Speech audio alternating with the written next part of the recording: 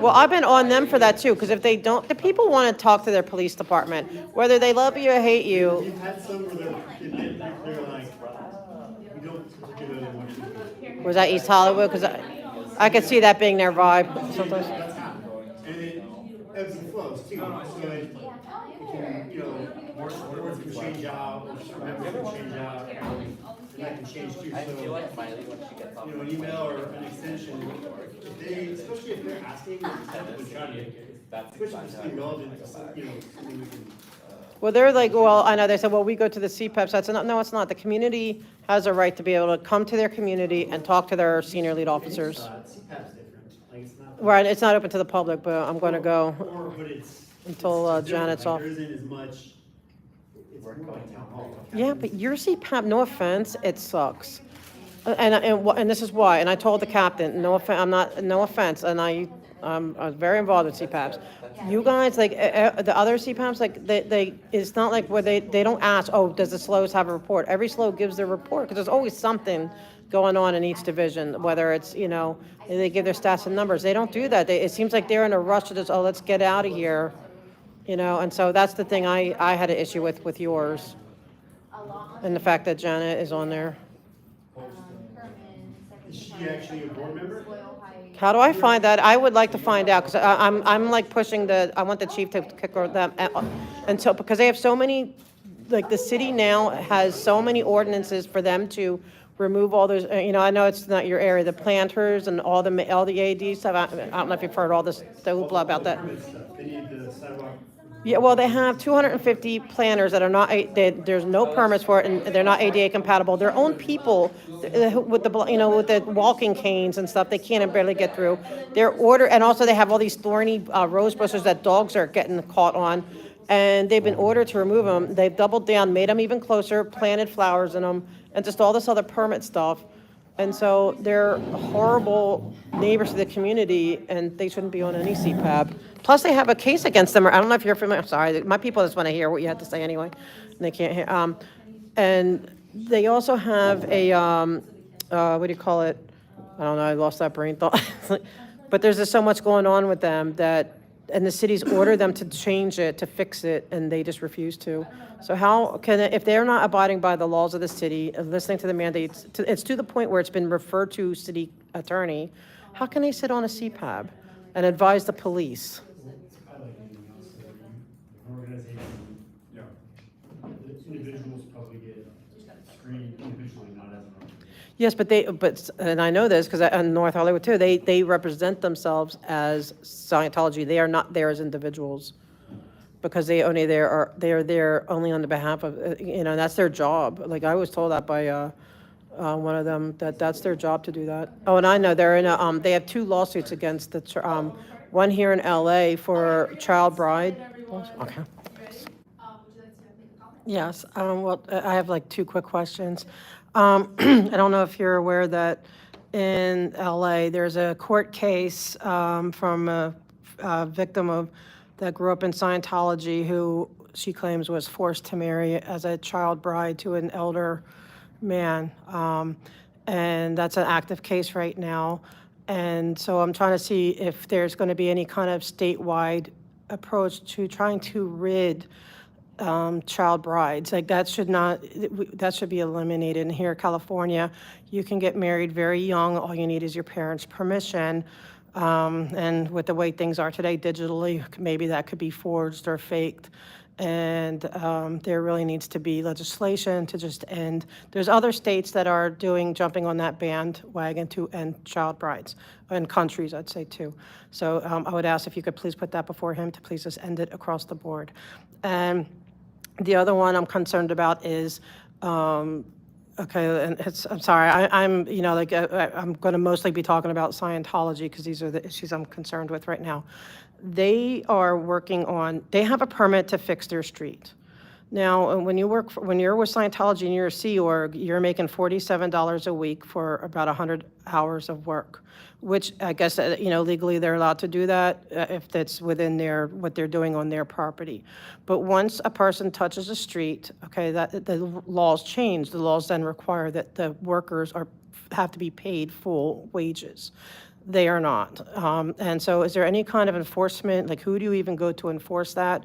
Because I am there, like, to stand up for the entertainment industry did finally get to force Scientology to where they make the Sea Org members pay, they have to pay them full wages when they are filming in their, because it's union filming. They have a lot of filming things that they do. But on the streets, they're not. And it's not fair that this organization gets to say, well, we're going to send our workers to work on the street because we have the permit, but they're not being paid full wages. It's not fair to the workers. I want to hear and stand up for the workers. So I want to put both of those in your lap. Thank you.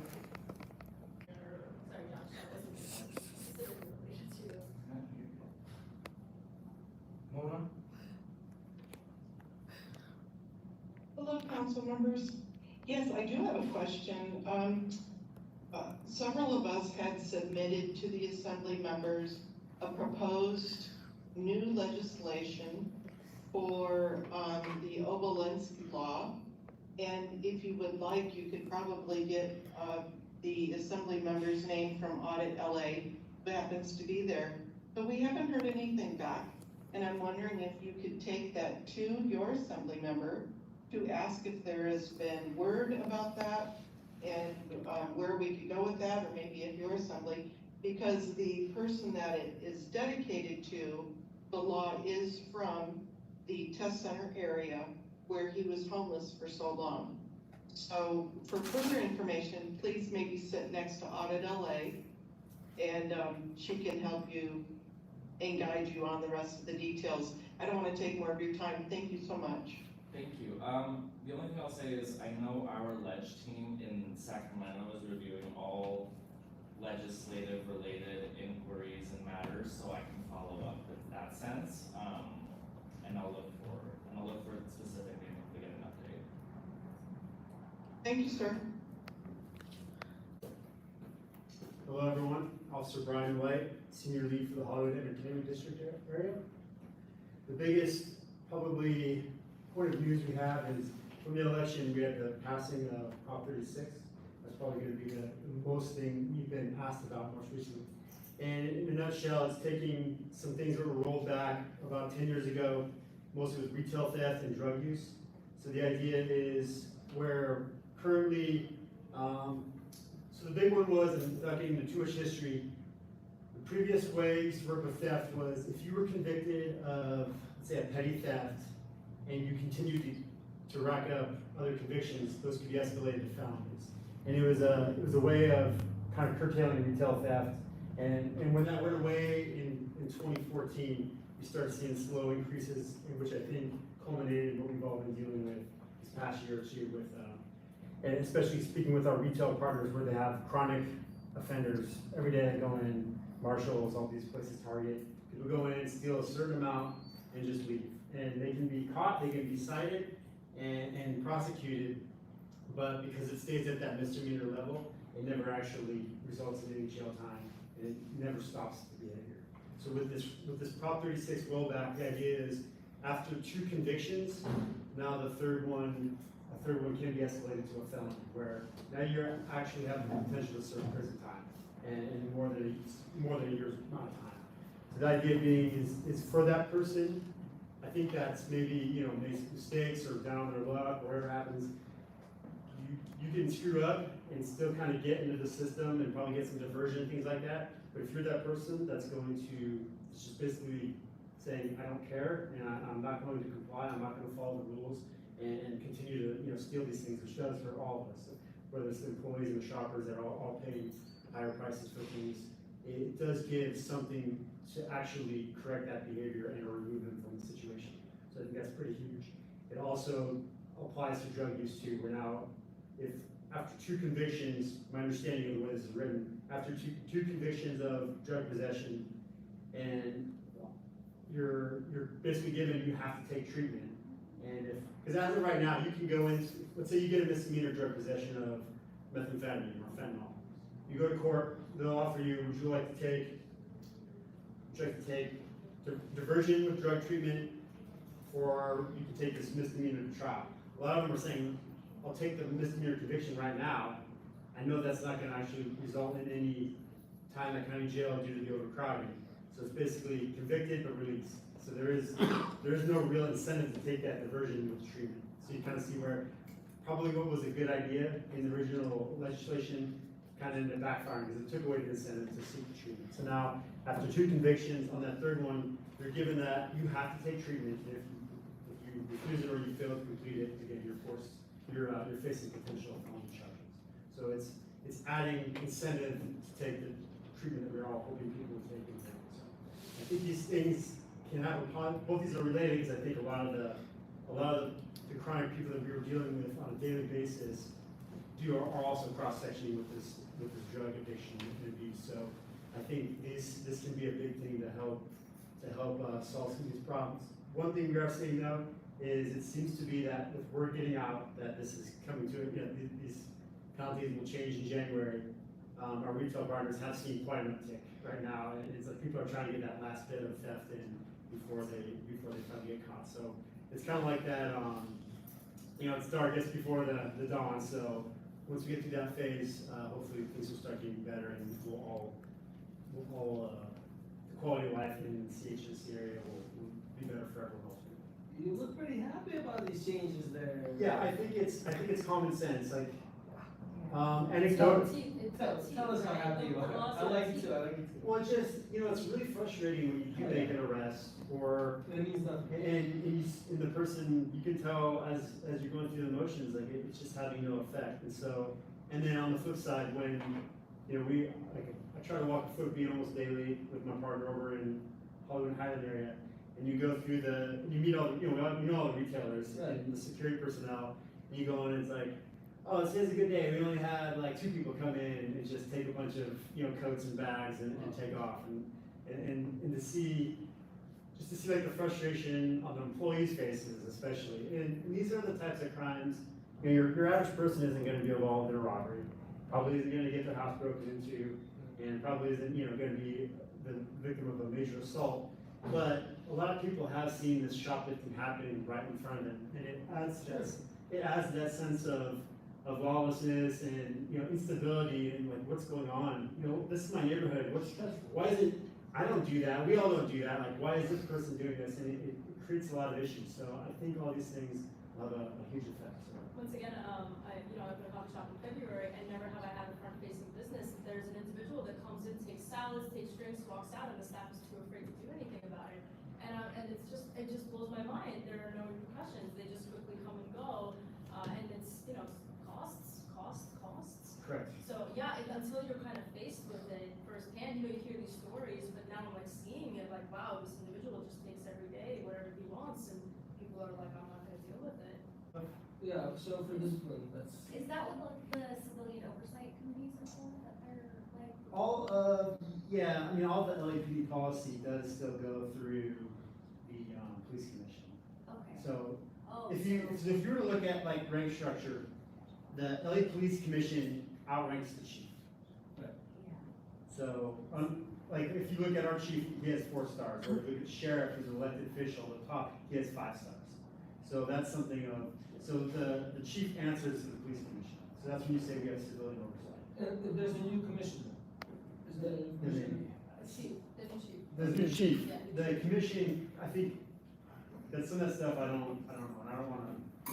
Sometimes I always want to answer every question. Like I like answering questions, Right. but if I don't really know, I shouldn't say it. So, what I heard was that the lower ranking street officers are upset with the higher up management officers for not sticking to the same rigorous disciplinary regulations. There's a perception. There's a perception. That's exactly how constituents feel.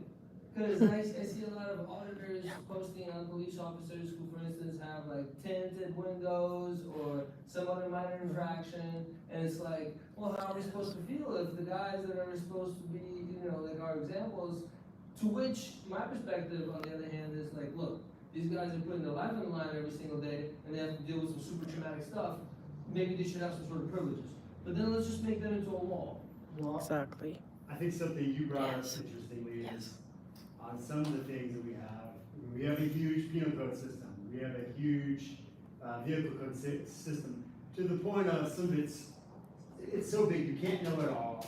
And Similar. I actually always thought, like, why not run some of this stuff through AI and find out, like, there's sections in there that I know have never been used in the past 100 years. Like, if you read up the sections for theft, and like grand theft, there's all these subsections, and some have to do like weird Chickens? stuff. I mean, this is the kind of stuff I'm talking about. Don't Like, steal where, that like chicken. oyster field, like there's all these little carve outs where at some point, obviously, it makes something sense to somebody, but maybe that's no longer relevant. And maybe it's still the same thing with the regulation. So, you know, there's something to there too, maybe, where some of these things can be. Look, everyone in LA has tinted windows, and they need to reevaluate. Like, is it how many accidents are happening because of these? I mean, I don't know. These are good questions to have. Well, this is very important because, like, look, we're just on the very ground over here, and you're gonna like talk to other leaders in the department or whatnot. But it's like super duper important that this gets ironed out, so that way you guys have a better perspective and are easier to recruit the champions that we need, the protectors that we need, so that when people get into those positions, we can actually like respect them and enjoy the fact that they're here. And again, some of that stuff goes back to also public perception where, you know, if you have that, if you're a parent, you have that kid who would be a good applicant, but you're steering them away from it. Or, you know, like I didn't come from a law enforcement family. I had a neighbor that kind of, so like things like that can make a big difference where, but if it's, you know, how it's perceived, and, you know, this is controversial depending on who you talk to. But the perception of law enforcement does have a huge impact on the quality candidate that wants to apply. Let's do that. 2 minutes? Yes, I believe that police presence is going to be back in this area because Scientology is opening up their winter wonderland. And so I'm predicting that there's going to be a lot of phone calls against protesters that are not valid because the protesters are peaceful. They're going to remain peaceful, and there's going to be a man with a gun call, and all this nonsense is going to start happening again. And you know, and also with this FYI, they've caught them numerous times having OSHA regulation no-nos, you know, like not obeying OSHA at both locations, dealing with their winter things. And also when it comes to like I love what Sunshine was saying, it goes more along the lines of rules for me, not for thee. And he's right. If it's something that officers deserve tinted windows and the people don't, then put it in there. But if it's not in there, then don't, you know, then don't write a ticket to me for having tinted windows and then you go home and drive off with, you know, non-tinted windows. But thank you. And We're gonna check the you car. can't have those unwritten, like, you can check mine. You It's can't have those by unwritten double tinted. rules where, like you said, like, this person gets punished and you don't. Like, Right. It's not right. And also, the other thing that makes it distrust is like, it just happened last week. It's funny, I was just at a DOT meeting, and within a half hour, you know, and I know that, you know, it's no secret, they all, Scientology, OSHA, whatever, they watch I know you don't, but they do. So they know where I'm at and what I'm doing. So I was there within a half hour, like half hour after me speaking, all of a sudden, they had 3 cop cars with, I think, 5 officers, because it was was the senior lead officer, go to the, you know, to enforce the red zone. I was there talking about the red zone. I was saying it's a fake red zone. It's not real. They painted it themselves, I believe, proved that it's real because there's no proof. And when you know, within a half hour, they had 6 officers, you know, telling the protester parked there to move, that they were enforcing the red zone. Now, how often does LAPD, let's be honest, enforce red zone and parking? We know for when there's no parade, there's no nothing, huh? Oh, sorry. To that one, we typically try to leave that stuff to DOT. I do know, I get this on Hollywood Boulevard all the time, usually related to Club 911. There's complaints from the businesses regarding red zone parking. So you get people that will park and then they kind of loiter. So there's issues with loitering and around some of the food trucks and other things. So it usually happens due to a complaint related to something else. So, and that's usually coming from, again, like community contacts or not. So I don't know what was going on in that particular situation, but you're Nothing. You're not, like, your assessment of you know, LAPD isn't typically out there just randomly enforcing parking that's valid, that's a valid. Right. Well, it was a favoritism for Scientology. It was doing them a favor. Yeah, who knows? Okay, I that's don't it. know, sorry. No, I get Any it. other comments or questions for LAPD? Thanks, that's it, right? So anything else from anybody about T13? And yes, Stevens? Yes, hi. I'd like an update on, for the emails I've sent and you've responded about the two girls that tried to escape from the Blue Building for a wellness check, because everyone is wondering if they are okay. And also for the planters that I know the city has given citations and demanded that they remove them and remove the thorny vegetation, which a dog actually did get, scratched by the other day. And there's people, their own people can't easily get through the planters, including people with walking canes. Now, it's to the point where they are making them closer, and they actually planted poinsettias in them. And even though they're under order to remove them, is the councilman able to do anything, or is he just, well, I can't control them, let them do what they want? So regarding, it's kind of, it's a little bit, I couldn't really hear the first one, they kind of cut off, but on the second one regarding planters, where are the planters that you have concerns in? Because I have, there's planters around the district, but planters should be. You guys should know this by now. Yeah, well, it's not, it is the other, it's Council 13, that's why I'm asking you, even though it's entirety of L. Ron Hubbard Way and 2 blocks of Fountain. Oh, it's on the other side. You know what, okay, so with planters, if they got the permit for planters to get them. Nope. And then they're going through an art permit. I won't personally know, if, I don't have something in my system that lets me know they're getting an art permit. That falls onto the Bureau of Engineering. So if they went into and they got an art permit, They didn't. that's a permit that is legally able to have people put planters on the public right of way, and there's Correct. rules and regulations on what dictates yes and what could be legal. I'm not here if the way that it works is if you see a planter and you are concerned that it may not be in compliance, there is a protocol that everybody has to follow, and that is through the 301 request.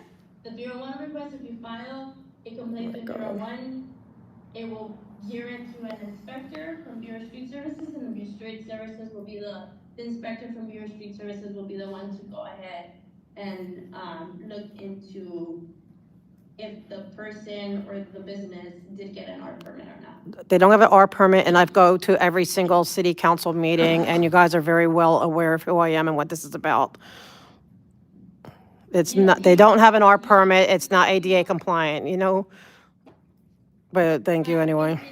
And then I understand, and that's where Bureau of Engineering comes in and works with the person submitting the art permit. They didn't submit the R permit, it's been submitted to the city attorney for enforcement, for them to remove it. I don't have an update on that, so I really can't say, but I'm just talking about the general processes that we would go to get an art permit. Yeah, I didn't ask for general, but thank you. I don't know if it's gonna be in the Tom Bradley room, but it's gonna be at City Hall. They had this party for Empower LA, it was in City Hall, it was at the top, like all the way at the top, where you get like redondo views of like the city. I never even knew that room existed, but Empower LA had the hookup. You can go up there, I go up there all the time. Okay, I didn't know. Yeah, it's lovely, yeah, it's to the public, yeah. So anyways, that's all that I have. If you go up there, you can complain straight from the top of the. Scream, have a karaoke night. Okay. Any questions on this one? Cool, alright, Erica, sorry about that. Sorry, Erica. That's right. I was waiting for okay, Josh, see you. just like, if you guys, well, first of all, I'd like to get a copy of the youth thing, because there's a youth I want to send. But if there's somebody who wants to run for the board, Because this one's a little bit different. Most boards I've ever known is like the whole board comes up for reelection, but Yeah. yeah, can you explain, like, how many seats? Because if there's somebody who is interested in running, and what the next steps are for this board in particular, as far as like dates when they have to apply, and like, and is it the same way where you have to order the people would have to order their ballot and stuff like it? They don't just send it out, you have to order it, and then I guess they're going to go with the election, so then what has to be, can you just explain more for somebody who might be interested? Sure, I think I'll start by saying that the city clerk's office election division does have their webpage we have a regional timeline. For CHNC, we're Region 5, and so, which is why we have a set election date for April 15th. In terms of the timeline for that region, I don't have that at the top of my head, and I'm not exaggerating. This is probably like 2 sheets of different dates. We talk about candidate filing opening, when it closes, when you can request your ballot, in ballot or whatnot. So I don't have that information in front of me right now. I do have it on my laptop, so I'm happy to share that with you via email. But so that's that. But again, if you're looking for some immediate information, again, type into Google neighborhood council, city clerk's office elections, and that information will be readily there available. In terms of the boards and the seats up, that is also something that I don't know off the top of my head, but to Alvina's point, this is a staggered board, so not everyone's gonna be up, not everyone's seat is gonna be up for election, there's gonna be selected seats, and so, again, I can get that information. Yeah, I'd like to know, because but, so it's area for, because I'll be honest, the Dunn website's very confusing when it comes to this. And it just has a whole bunch of, if your district, like with zone 1 or whatever the zones are. And it doesn't say which neighborhood councils are within which zone, so it's very confusing. Yeah, there's 2 separate documents that I shared with the board, but I can also share with you. I appreciate it. There's the regional timeline, and then there's the election timeline that details out the days for when someone can file their candidate form and whatnot, so. Okay. Thank you, Erica, appreciate it. Any other questions for Caroline? So that was the last thing I was gonna share, is that I'll let you ask the question. And then you provide the answer? Sure. Okay, cool. All right, so if you were here at the last meeting, we gave away a free t-shirt so you cannot play it again. This is what it looks like. It is a CHNC, Central Valley Neighborhood Council. Bring me one. Heather gray, super soft like a pillowcase t-shirt. And to win this large, beautiful t-shirt, you have to answer this question or as close as What's his Hugo's office? So the question was, I didn't hear your question. what year? No, how old is the neighborhood council system? So give me a year. Wait, then you can't. With the year that it started, or how many years? Because now you're making me do math. How many years, right? Yeah, years. How many years is the neighborhood council? There's 99 neighborhood councils. 25 years. All right, you got a t-shirt. Because I can't wear it, but. Well deserved. Oh. All right, there we go. Thanks. I feel like she knew that so well. I know a thing or two. On the date of the founding. 1999, that's why. Yeah,